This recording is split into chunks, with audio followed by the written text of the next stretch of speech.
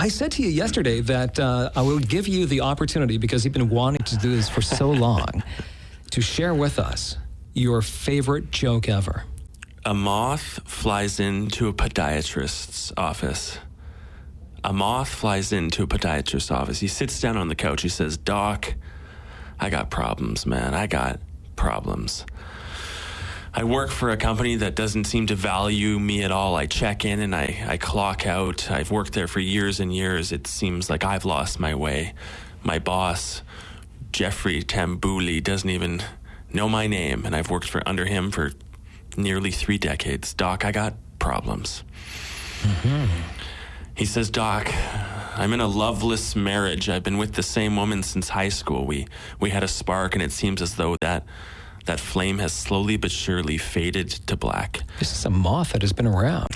I don't recognize the face I see when I wake up in the morning. Who is this woman lying next to me that I once loved? I know there used to be something there and we had things in common, but I don't know what they are, Doc. Doc, I got problems, man. Wow. My kids, Doc. Natalie and James, Natalie fell in the winter last year. The winter got her, as it got many of us. She slipped and hurt herself, and she hasn't been physically the same since. Rehab, trips to physio, chiropractic. We don't know what to do, Doc. Specialists are expensive.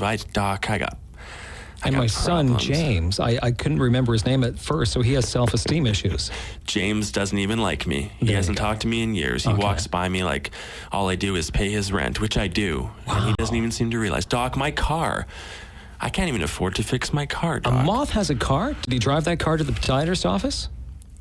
He says, Doc, the bills are adding up. You know, mortgage, credit card debt.